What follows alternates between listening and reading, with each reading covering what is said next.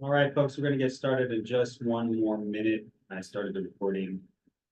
So just give it a couple more minutes to let some more people log in and we can get right into it.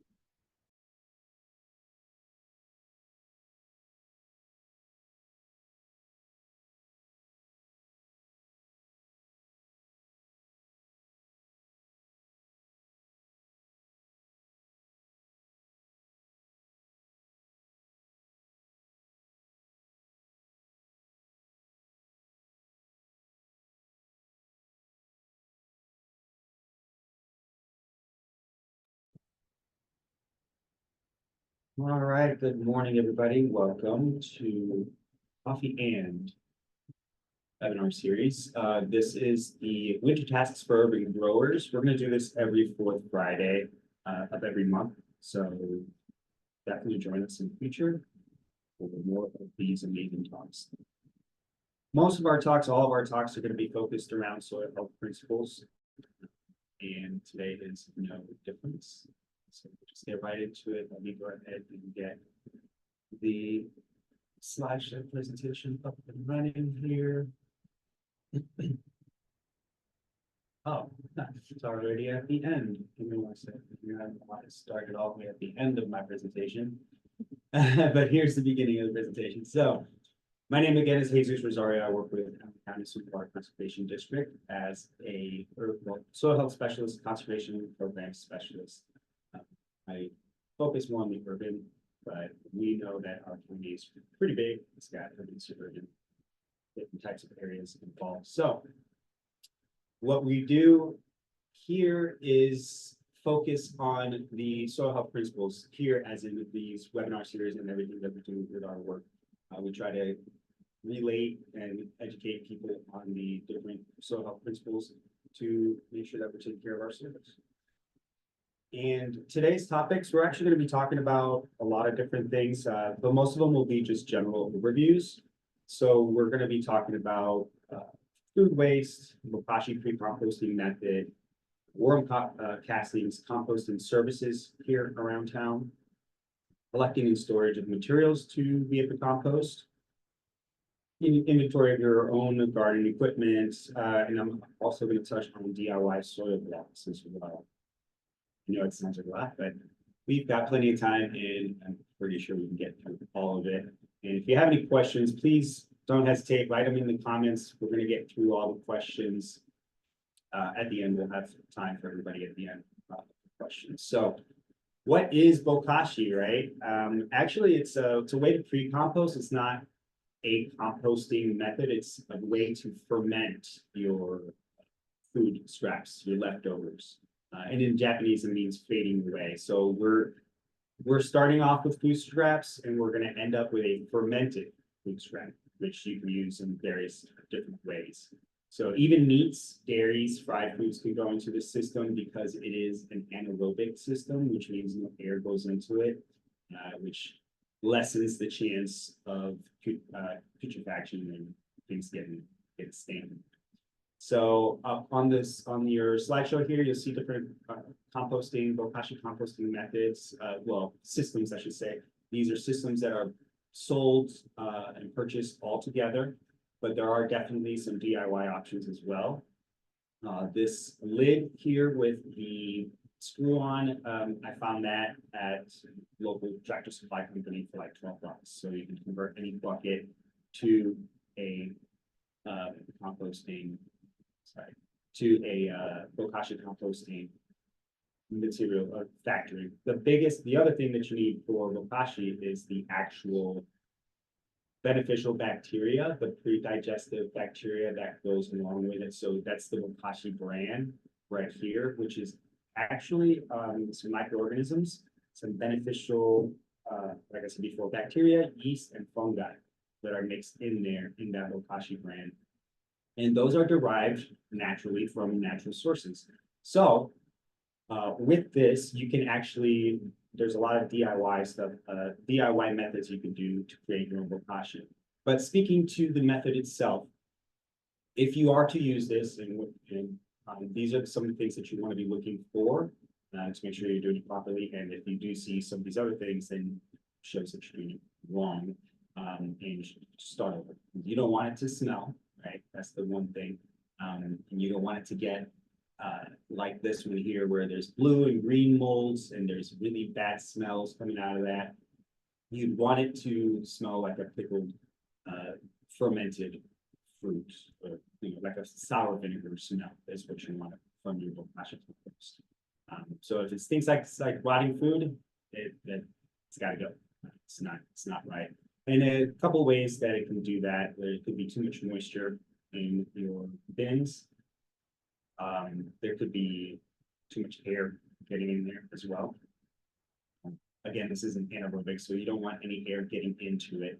And then the liquids that do occur in there, some of these systems, I'm going to back up a slide so you guys can see. Some of the systems here do have spigots on them. Most of these systems have spigots. That way you can drain the liquid out of the system as it does its fermenting process and make sure those up these type of things. So the bran itself, like I said before, it is made up of the outside shell of whole grains. People also make it with newspapers. People make it with cardboard, just any shredded material that can be inoculated with the beneficial lactobacillus and photosynthetic bacteria, yeasts and fungi. These things will help prevent the putrefaction and eliminate the odors. Again, you can buy systems complete and bokashi systems that are complete like this, or you can buy your own inoculating fluids, inoculating bacteria. EM1 from Terragenics, that's one of the commercial grades out there. But again, like I said, I'm actually doing an experiment at home where there is a DIY recipe. You can make your own inoculated serum bacteria, lactobacillus bacteria, out of water, rice, molasses. And again, the recipe's online. I'm not going to go into details on that, but I'm doing it myself, and I'm really excited about the results. I'm about halfway there. I'm waiting for the fermentation portion of it. So if you like experiments, that's definitely one to try out. Another thing with the bokashi system, a lot of people like to freeze their food scraps to use later in their garden for composting reasons. You can also do that same concept for saving it in order to ferment it.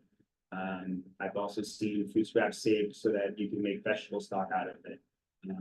Also seen these food scraps after they're fermented, they can also be stored and used later on. So it makes it a really great method for winter gardeners and in general to keep waste out of the out of landfills, which I'll touch on that here in a couple minutes here.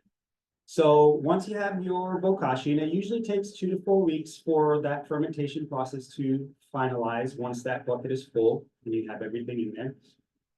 So after your 2 to 3 weeks or 4 weeks, you can either store it, or say if you have a soil factory at home, or you have worm bins, or you're starting a new garden bed in the spring. But these are great times and opportunities to use your pre-compost bokashi, your fermented food waste. Soil factory, so if you have a lot of houseplants, and a lot of those houseplants, the nutrients get pulled out of the soils real easily. So then you're ended up with, why is my houseplant dying? Well, when's the last time you changed the soil or you fed the soil, right? Natural waste of feeding soil, you can actually use the pre-compost liquid bokashi tea that comes out up the bottom of the spigots. You can utilize that, water that down, dilute that down, and use that in your houseplants as well. That'll help regenerate your soils. But the soil factory, you can literally put that soil inside the soil factory and create your own small compost to get that soil back to nutrient levels. And you can use your pre-compost bokashi to do that as well. So as that food breaks down, all those nutrients get pulled into the soils by the microbiology that's happening in there. So I think I touched everything on there. So yeah, why bother with bokashi? Like, this sounds like a lot to do.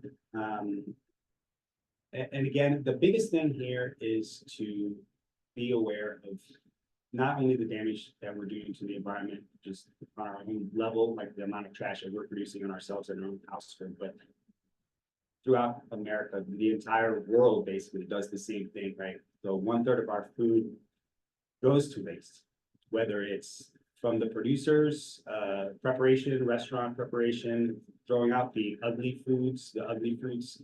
A lot of it happens during harvest and processing as well with that food waste. But the food that we can control and consume, we have the opportunity to do these things and keep them out of the landfills, recycle our food waste.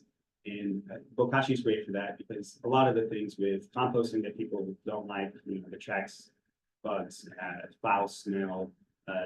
You don't want to mess with your food scraps, stuff like that. Like a lot of these things can be mitigated by Bokashi because there's no smell to it.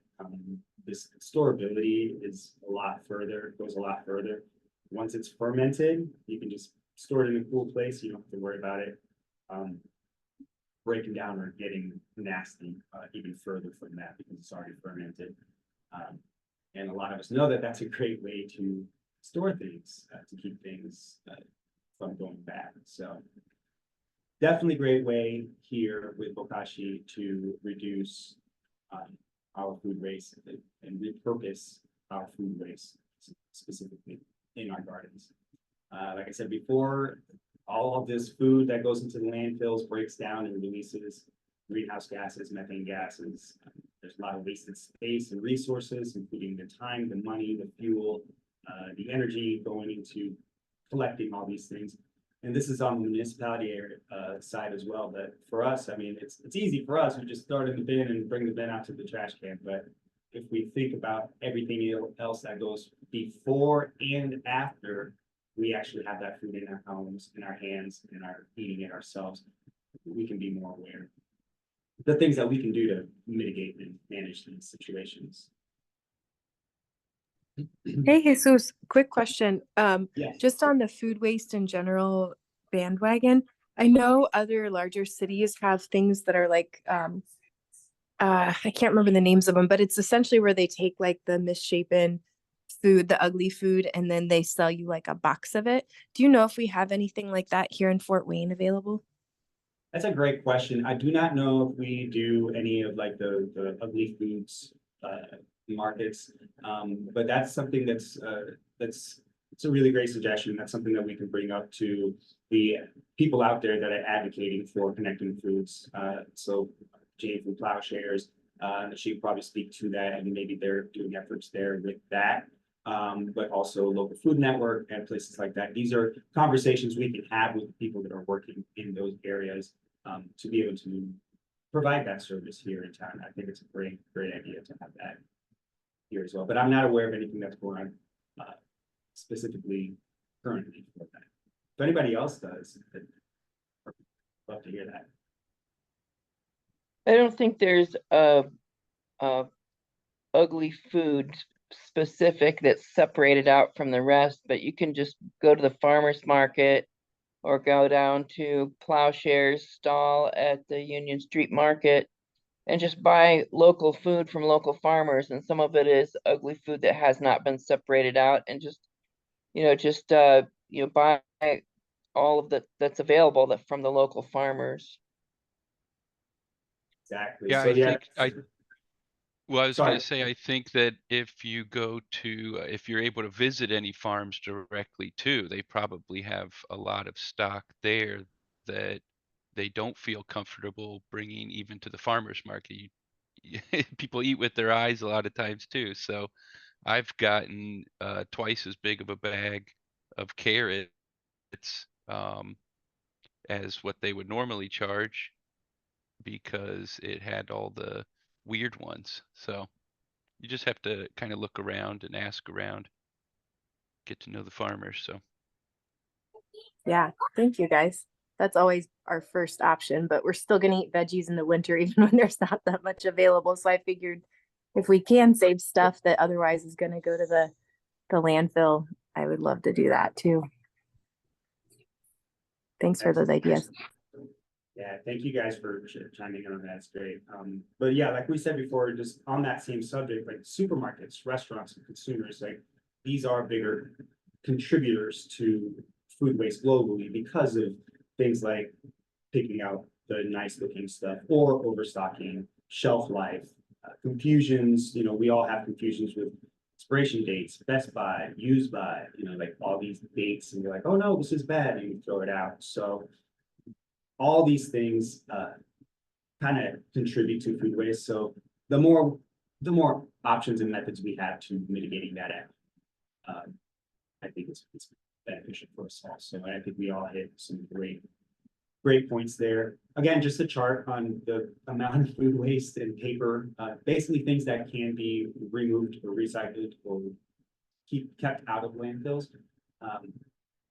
It would help make a dent in the 130 billion pounds per year that our country discards.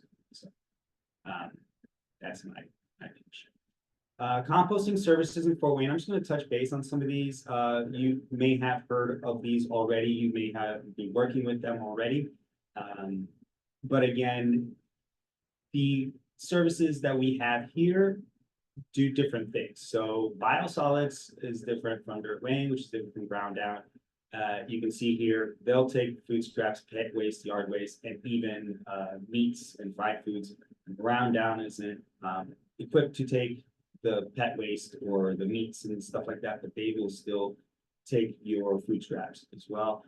Biosolids does not take food scraps, but they'll take your yard trimmings, your leaf scraps, and they break that down, compost that, and mix that with the biosolids that come out of the waste treatment facility. And that is actually aged in their fields back here for over 3 years before it's actually mixed in with the yard waste compost. So all this here is biosolids, and it's tested regularly. It's all the nutrition information that it holds can be found online on their website. And it's just a great way that the city municipally is making efforts to keep things out of the landfills. I would love to see them do a little bit more with food scraps or taking something like this and make that more of a community level.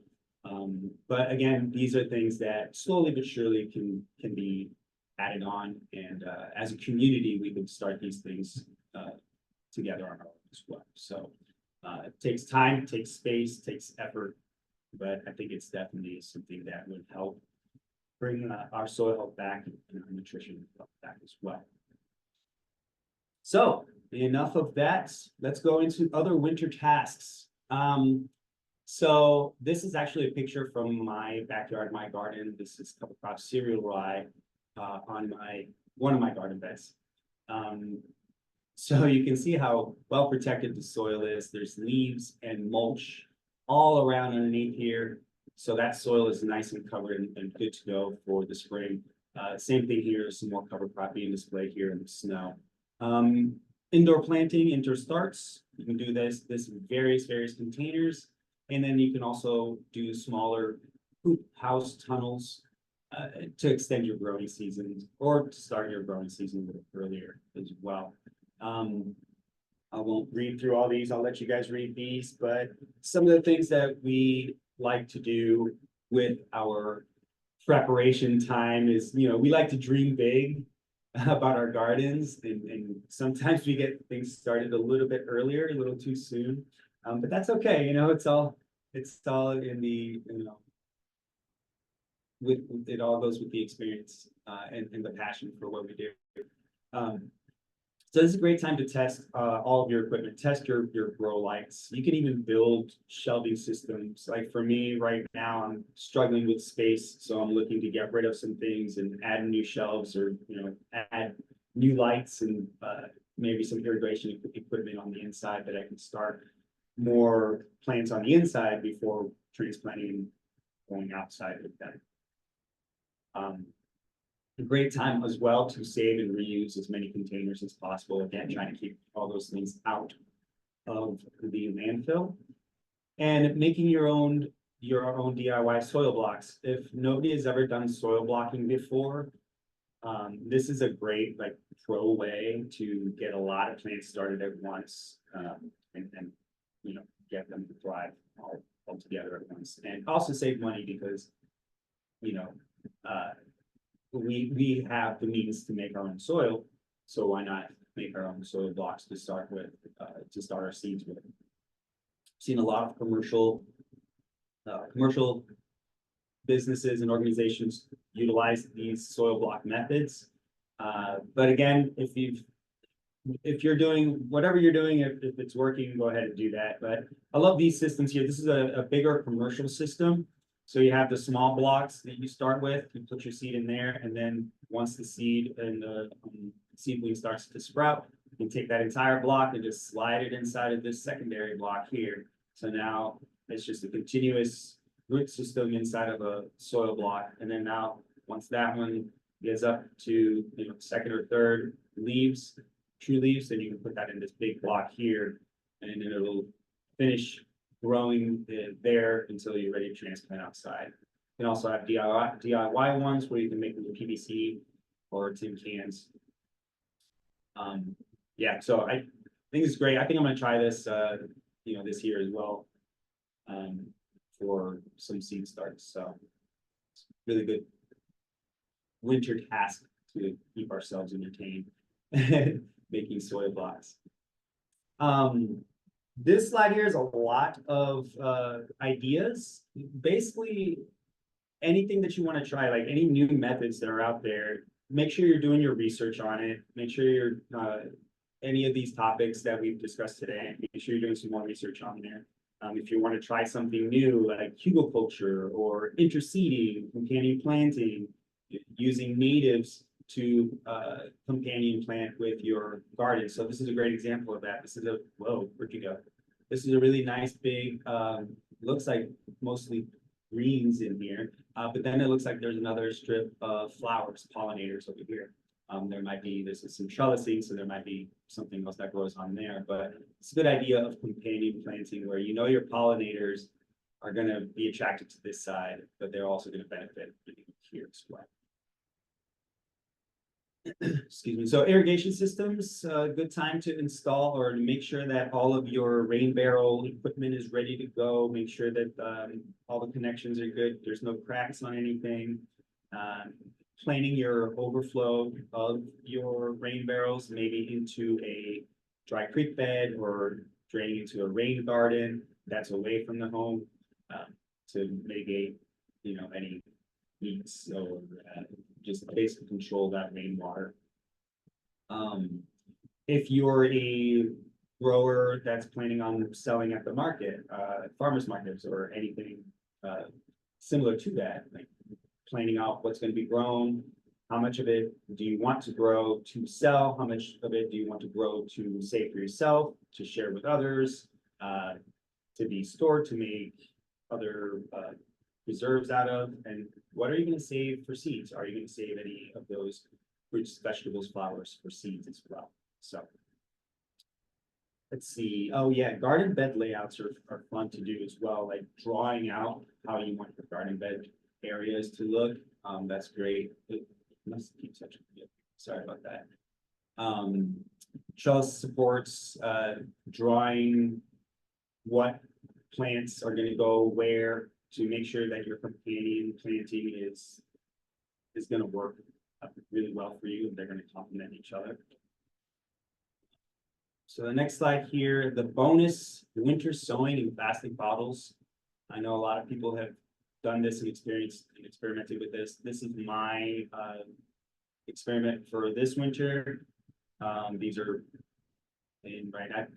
mostly natives in here, so I'm just going to let them do their thing and see how they sprout. Put them in my garden once they're done. Any plastic container that can let sunlight through could be used as winter sowing. And the cool thing about this is you just leave them outside. It'll jumpstart your spring starts. They're already acclimated, so there's no hardening off period or anything like that. There's open tops here in the milk jugs for ventilation. If you're going to use a container like this, you poke holes in the top, poke holes in the bottom to let moisture enter and escape. And then later on, when they actually start to grow and they have true leaves, you pop them open in during the day, so they get some nice warm air, and then at night, because it gets real cold at night out here, and frost danger does not go away for a while, so just cover them right back up, and they'll be protected. So great way to do it. Some of the things that you can start, you see here on your screen, your kales, your oreganos. I mean, I love oregano. I'll probably start some of that already. Actually, I have an oregano plot that just keeps coming back every year. So I love fresh oregano. Thyme, I actually protected my thyme from the winter conditions, and I've got some winter thyme. It's really awesome. I love this stuff. Some other things like some perennials and annual flowers that you might try winter sowing. I definitely had milkweed up in here, and these, I can't remember which one it is, but one of those has milkweed in it. But you can try bachelor's buttons, amaranth, bee balm. That's a really good one. Marigolds, poppies, sunflowers, strawflower, sweet peas, cosmos, foxglove. There's a lot of cold hardy winter sowing type of seeds that you can try out. So, and I think with that, it's gonna wrap up my presentation. Wow, that buzzed through that. That was really fast. Does anybody have any questions, comments, or suggestions, any remarks?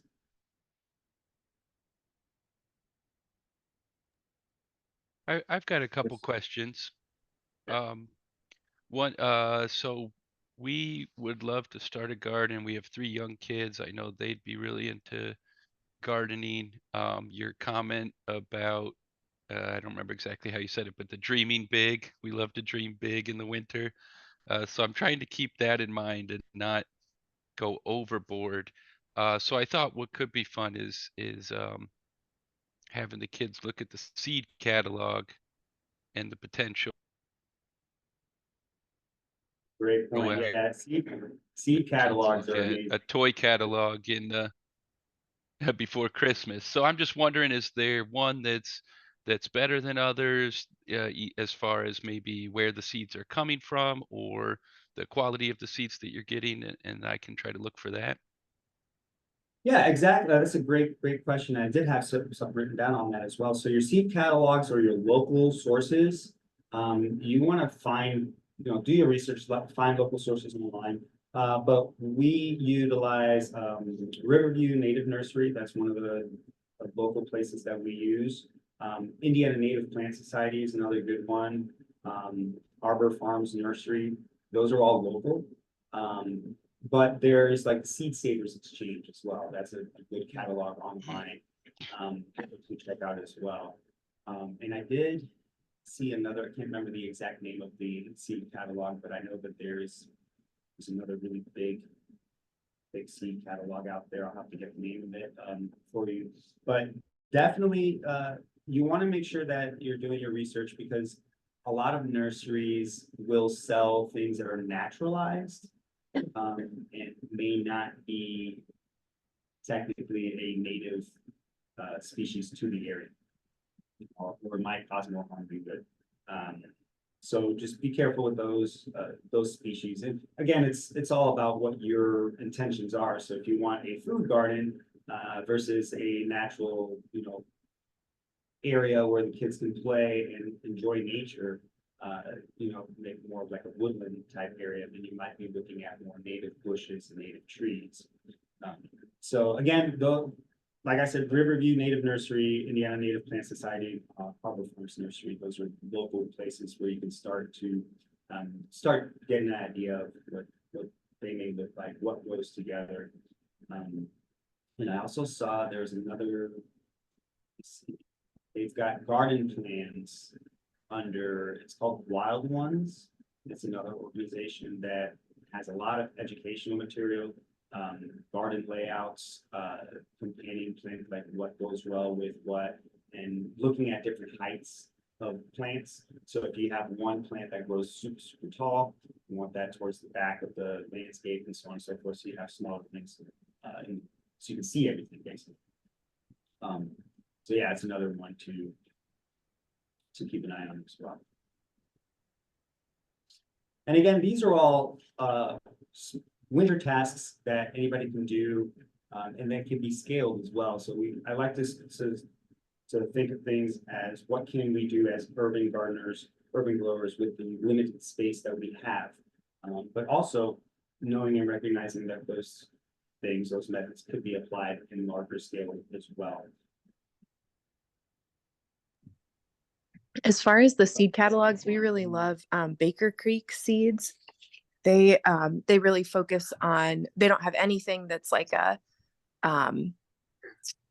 GMO. They're all about like open source, open pollinated things that are heirlooms and things that are being brought back, sometimes just from like one person saving seeds from something that would have gone extinct otherwise. So they're all about like trying to preserve genetic diversity in seeds and crops and stuff like that. And they have the coolest seed catalog. You could read it as a book. It's so entertaining. Okay, that's what I was gonna ask, is there a hard copy catalog to look through? Yeah, there sure is. So it's Baker Creek Seeds. Baker Creek Seeds. Yep, Okay, they're thank based you. out of Missouri. Mhm. I have a question. Yes. When you sent the email talking about this, you said it started off with coffee. I thought you were going to say something about coffee grounds. Coffee, as in coffee grounds? Well, I don't know, it just said coffee and I knew I Oh, have coffee. my coffee, but I thought you were going to say something about coffee grounds for gardens. Gotcha. Well, You coffee just- grounds are definitely used in the definitely a plus to use in the garden. But the series is called Coffee and so you'll see coffee on all of our series from now on. Okay. Yeah, that's the name. It says Coffee and then we change it up. So this one's winter tasks. Next month actually on the I think it's the 25th. It's the fourth Friday.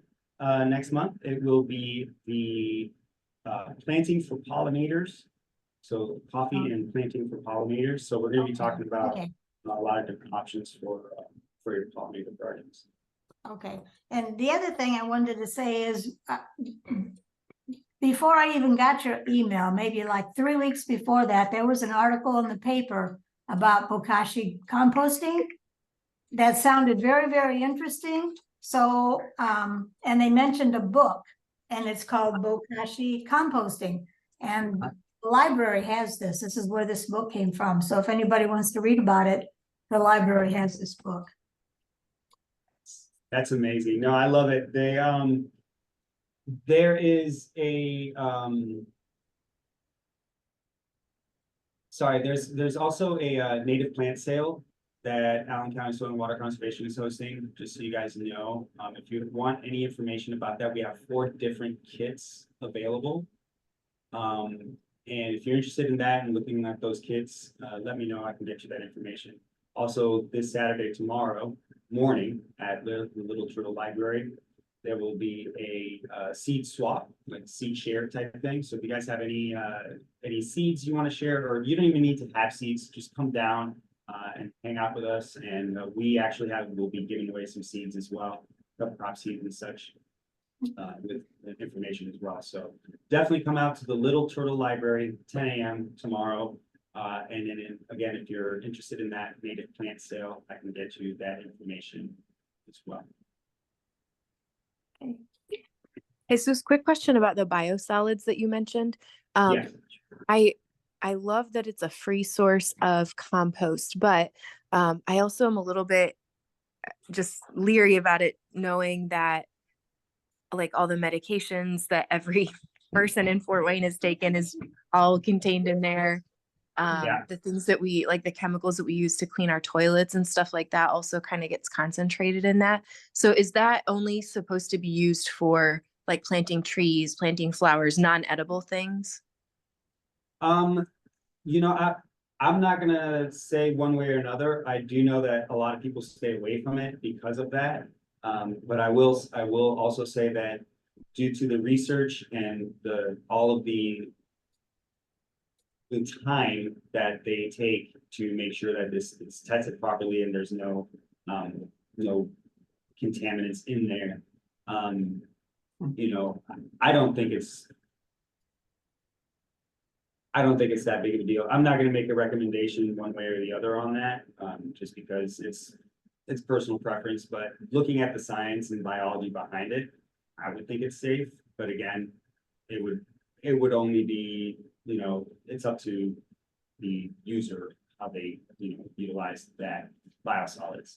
But they do have, national, or I can't remember the exact entity, but in order for biosolids to be available to the public, they have to go through a rigorous standardization and a rigorous trial to, like, it has to be tested and it has to pass before it can even go out to the consumers. So they say it's safe. So I use it in my landscaping. I've used it in my foods in my garden before as well. So Okay.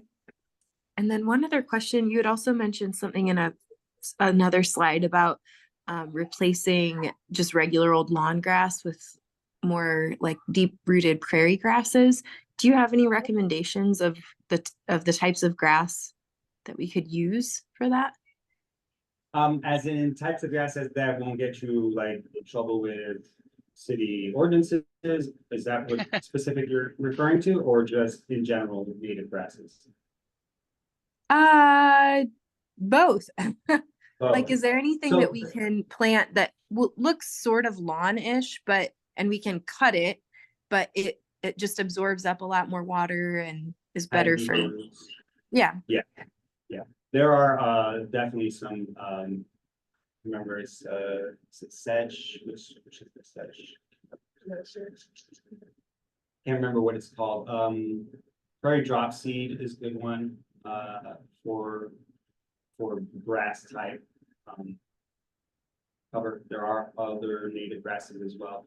I will say I'm not too well versed on the specific plants that can be used, but I do know that our native plant kits do have grasses in there that are native grasses that do really well in lawns.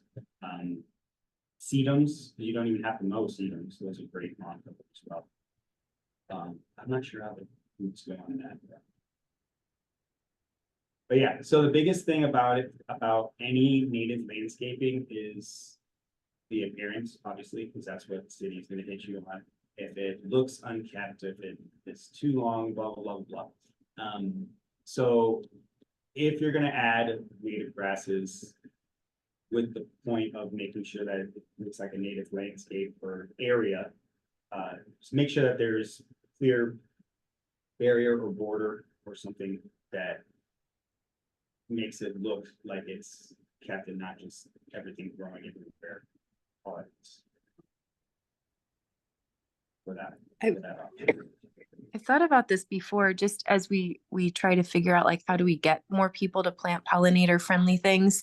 Yeah, you're right. It just looks like a big old weed patch, but even if you just like mow around the very edge of it, and like thinking about, could we partner somehow with the city to like create signage that could go across all the city, that anybody that wanted to do that just has to stick something in the two front corners of it that says like, this is a pollinator garden, so people can see clearly like this has a purpose to it, and then maybe get interested in wanting to do it themselves. Yeah, I think signage is definitely a huge component to this, making sure that people understand that there is a beauty, even if they don't see one, there is a beauty to it.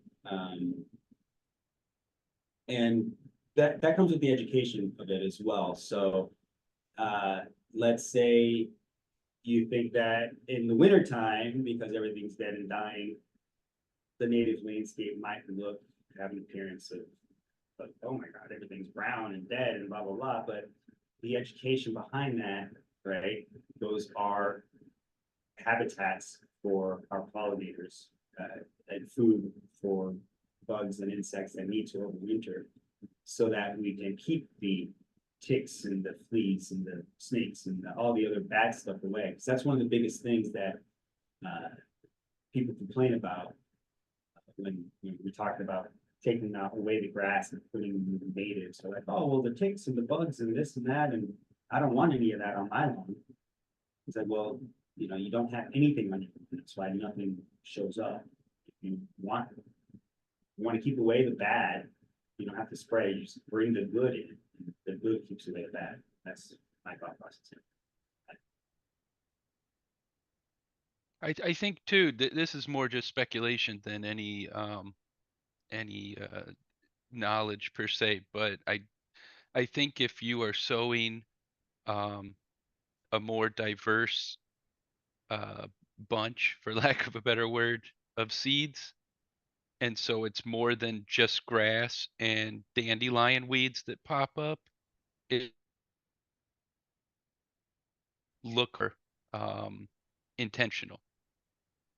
So I think that goes a long way to getting that prairie look. Now, if you're letting it grow to 3.5 feet and you live downtown, that might be what he's talking about, and you got to watch out for that. But I mean, if you're letting it grow to 4 or 5 inches and then cutting it down to just to 3.5 inches, I mean, I don't think anybody's going to come after you for that. But again, just kind of speculation based on hopefully the city is frying bigger fish, you know. Now, there are examples throughout town where native plots are being, you know, adapted. I don't know if anybody's been up to like the Maysville Road area.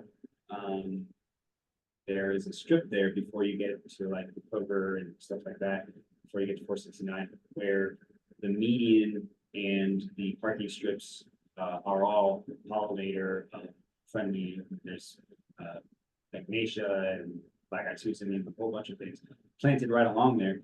And you can see the difference now in the fall and winter, and then in spring, how everything dies down naturally and provides that natural habitat. And in spring and summer, when it's, you know, blooming and growing, it looks amazing. So I like the fact that the Parks Department and other areas within the city are looking more at native landscapes and trying to put in native landscapes when there's new projects being developed. They're actually thinking about the native landscape as well. Another thing that I will mention on here that I learned, the Parks Department, they are in charge of, there's a lot of forestry that goes with it, and they're in charge of a lot of the tree canopy cover that we have here for Wayne, the street trees and everything like that. And they have programs, they're aware of every single tree and its condition, its species, and everything that's planted on forest properties. So they know exactly how many cow there are out there. They know exactly how many invasive species of trees have been planted and are in their status, their age, and what they're looking at. So the big thing with that is to replace the canopy, right? Because we can't just cut down all the invasives and now we make the city hotter. We need to make sure that we're giving time to replace those things. So that's one discussion, conversation that's out there that, you know, I'm advocating for. And like, yes, let's get rid of all the trees that are bad for us, that are not doing anything good for our natives, but also let's do that responsibly and replace that canopy because we need the shade. We need more of those trees. Sneaking back to the winter tasks, growing trees. Growing trees is great. So walnuts, any of your nut trees, especially those that are native here, you know, they start on their own. I have black walnut in my backyard, and those, I find those seedlings popping up everywhere. I can dig them out and I can see the entire walnut with the roots in the seedling. And I could actually grow that and let it grow and plant it somewhere else. Obviously, I don't want a bunch of black walnut in my backyard. It's a small yard, but I live by wooded areas. With permission, I can go out there and plant those things. So keeping those things in mind when we're looking at, when we're dreaming about our gardens in the wintertime, and how to keep ourselves entertained, there are definitely a lot of things that we can do and research and plan for and dream for when it comes to winter tasks. So if anybody has any other questions or comments, suggestions for any other topics, please let me know. This is, like I said before, this is like one of my favorite things to do is just to talk to people and exchange information, get other people's opinions, share my own. So.